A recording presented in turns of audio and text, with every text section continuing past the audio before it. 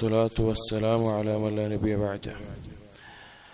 സഹീഹ് തർഗീബ് തർഹീബ് എന്ന ഗ്രന്ഥത്തിൽ ഉലമാക്കളെ ബഹുമാനിക്കണം, ആദരിക്കണം, അതുപോലെ തന്നെ അതിൽ വീഴ്ച വരുത്തരുത് എന്നുമായി ബന്ധപ്പെട്ട ഫസ്ലാണ് കിതാബുൽ ഇൽമിൽ നമ്മൾ വായിച്ചുകൊണ്ടിരുന്നത്.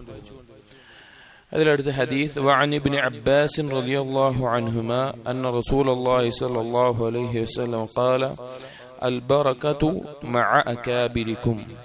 ബറക്കത്ത് എന്നത് നിങ്ങളിൽ വലിയ ആളുകളുടെ അടുക്കലാണ്, ഒപ്പമാണുള്ളത് എന്നത്.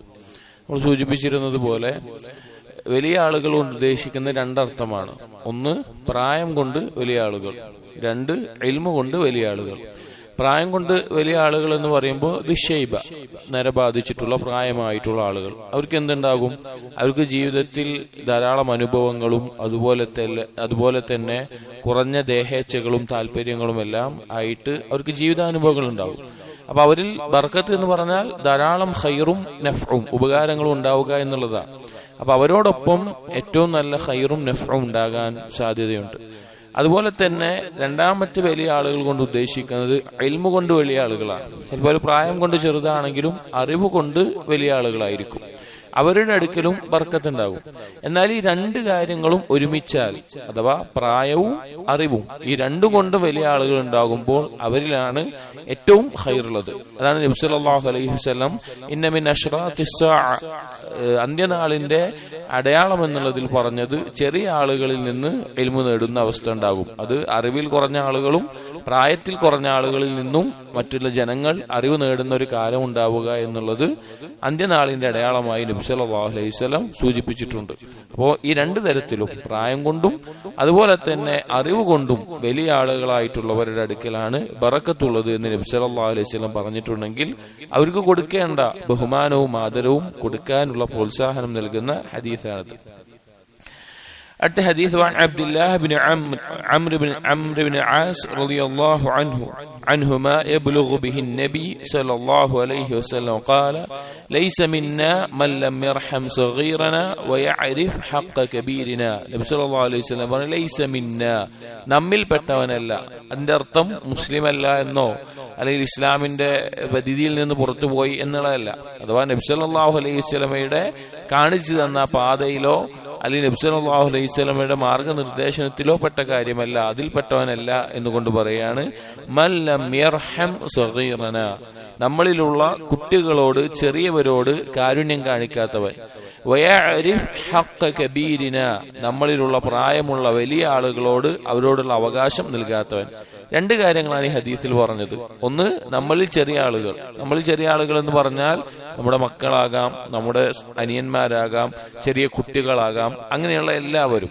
അങ്ങനെയുള്ള ആളുകളോട് കാരുണ്യം കാണിക്കുക എന്നുള്ളതാണ് ഒരു മുസ്ലിം ചെയ്യേണ്ട കാര്യം. അനാവശ്യമായിട്ടുള്ള ഉപദ്രവങ്ങളും അതുപോലെ ചെയ്യുന്ന ആളുകളെ കാണാം. അങ്ങനെ ചെയ്യാൻ പാടില്ല.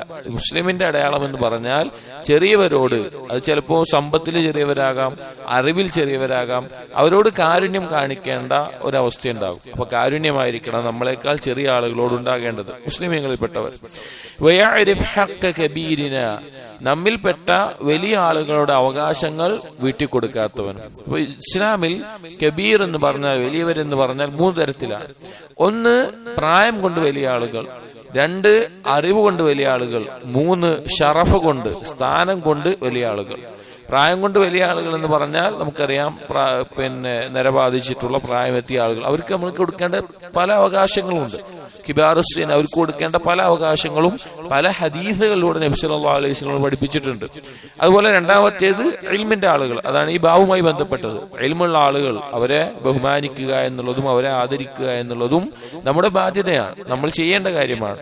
മൂന്നാമത്തേത് സ്ഥാനം കൊണ്ട്, ഒരു ഗോത്രത്തിന്റെ നേതാവ് എന്ന നിലക്കോ ഭരണാധികാരി എന്ന നിലക്കോ ഉള്ള സ്ഥാനം കൊണ്ടെത്തുന്നവർ, അവരോടും അവർക്ക് അനുസരിച്ചിട്ടുള്ള ബഹുമാനവും അതുപോലെ ആദരവും ഗാംഭീര്യവും നൽകുക എന്നുള്ളത് നമ്മുടെ ബാധ്യതയായിട്ടുള്ള നമ്മൾ ശ്രദ്ധിക്കേണ്ട കാര്യമാണ്. അപ്പൊ ഈ മൂന്ന് കാര്യങ്ങൾ വലിയ ആളുകളിൽ വന്നിട്ടുണ്ട്.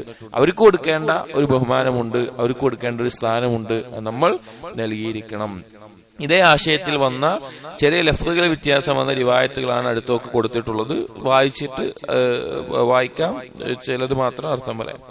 وعن عبادة بن الصامت أن رسول الله صلى الله عليه وسلم قال ليس من أمتي من لم يجل كبيرنا ويرحم صغيرنا ويعرف لعالمنا.